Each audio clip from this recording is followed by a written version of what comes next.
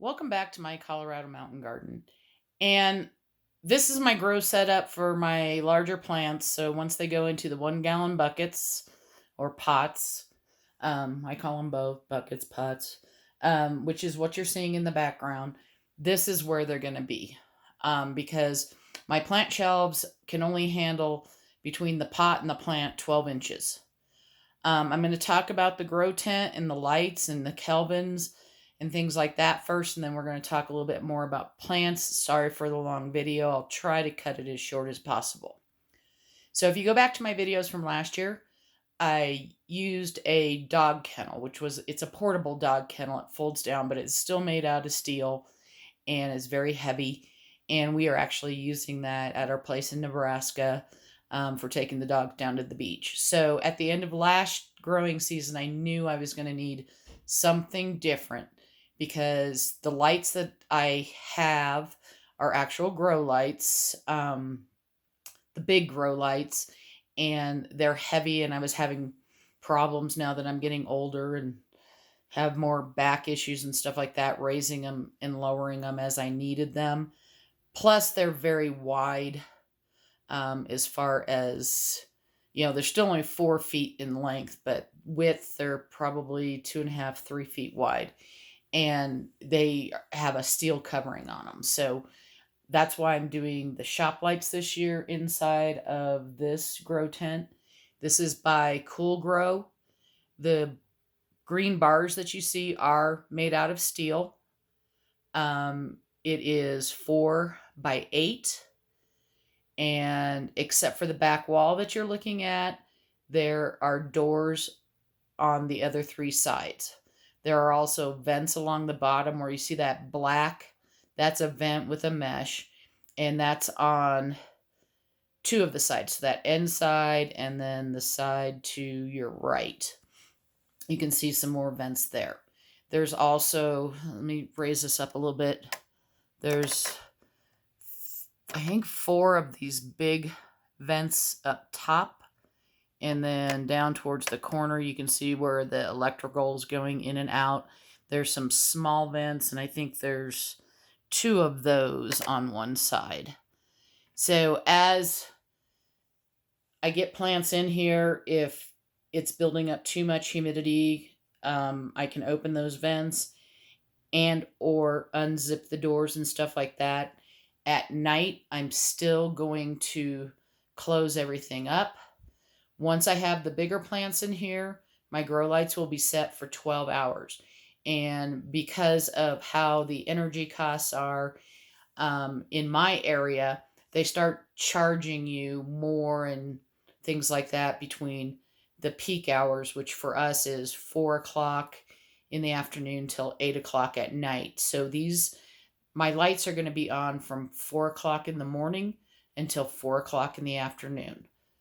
Um, Lights are shop lights. They are 5,000 lumens, 5,000 Kelvin, and that is fine for growing plants. Keep in mind, I don't need my plants to flower. Although the LED lights on my grow shelves, my plants start flowering sometimes in the solo cups, and the LED lights there are basically the same as this.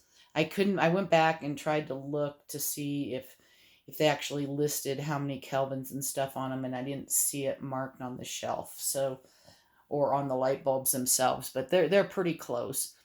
If you want plants to flower, then you're going to have to do some lights that are a little bit different because you want some lower kelvins for flowering and things like that. But I am just trying to get my plants as healthy as possible before I put them outside, and then I will let my Mother Nature do her thing. The I don't have these came with chains, but the chains are really short. They're only about, I would say 1.5 feet, 2 feet.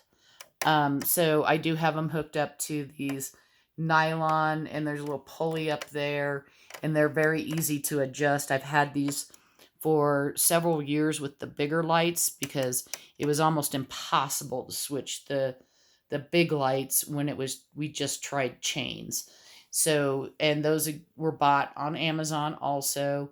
Um, if you just put grow chains or something like that in your search, you'll see that.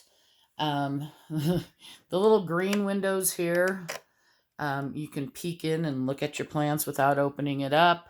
The reason why they're green is because these tents basically started coming out when people started growing pot, and the I can't remember if they're called halogen lights or whatever kind of light was in here. It's actually bad for your eyes. So you should wear sunglasses and things like that. So this would allow the green allows them to look in without needing special eye gear. Again, every vent that I have, as soon as I notice moisture starting to build up on the tent, once I have enough plants in here, every vent's going to be open, and I may still have to open up the doors during the day, but I'll close them up at night because in theory it'll be cooler in here. The lights won't be on, although they don't put off that much heat. But if I had just watered the plants, I could get more moisture in here.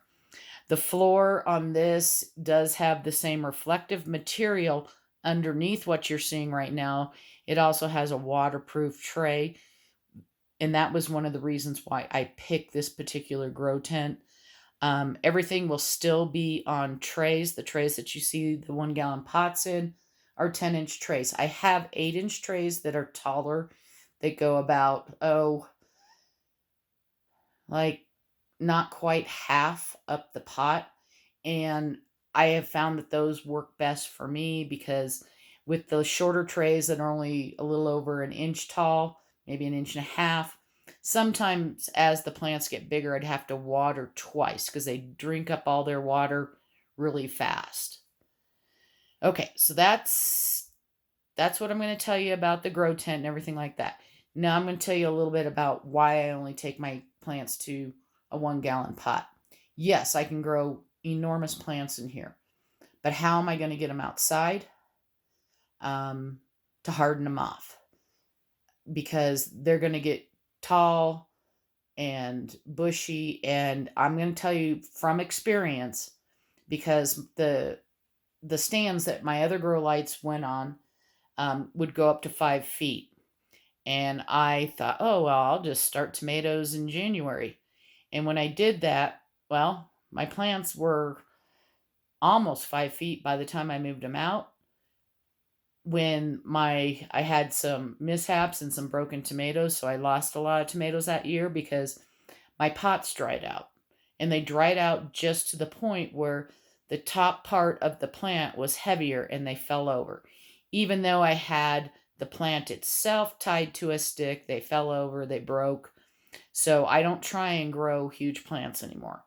Yes, these are going to be bigger than most people. And they're going to be bigger than what you buy at the nursery if you're just buying, tomatoes and flats and stuff like that. But, I can handle it. And that's the whole thing, is that, you don't have to have something like this. You can start out smaller, start planting a little bit later, but you just have to realize that it is a short growing season up here. So if you can't get your plant to the size of, say, what a nursery plant would be, and I'm not talking about the big, huge ones that you can buy that already have tomatoes on them, that are already in a 5 gallon pot. I'm talking the ones that you go and they're maybe in, I call it like a big yogurt cup. If you don't think you can get your plants that big by the time they're ready to go outside, then you probably don't want to start them inside. Because I don't think it's going to be beneficial to you, because you're not going to necessarily get tomatoes that ripen unless you have a way to heat things. And with energy costs being what they are, you don't want to be heating the outside unless it's, very well insulated. And if it's that insulated, then you can probably start your plants and put them out earlier. So, that's kind of it in a nutshell. This is not anything you have to have. This is what I chose. I enjoy gardening so much, and to me it's very therapeutic, but it's like one of my big hobbies that I just really like. Next year I may put a shelf at the end where you see the pots. I may put a shelf there and put my dwarfed tomatoes on there. I'm growing two different types of small tomatoes this year. One is a micro dwarf, and the other one's just a dwarf. And those ones usually, I grew the Tiny Tims last year, and I had them on my grow shelves. They never got tall enough inside before they went outside to have to move them off the grow shelves. So, it all depends on what kind of plants you're growing. Your determinants are going to stay smaller, but they're still going to, when they're full size, they're still going to be about 4 feet tall. I will drop these lights down, only the lights that are needed. So when the peppers go in here, I'll probably only need the two end lights. I'll just have to see how they go. And I may have to put on the third light, but, we're going to kind of just play that one by ear a little bit because this is new to me. If you have any questions, as usual, just ask me. I'll be doing a little bit more cord management with the electrical cords and things like that. This will all be on one timer. And again, the lights will be on for 12 hours from 4 in the morning to 4 in the evening when the bigger plants are in here. And I don't know if there's anything else I can tell you. So if there's something you can think of, please, please, please ask. I'm an open book. I just want everybody to enjoy gardening, and if they can extend their season and teach their kids and everything else, that's great. Happy gardening.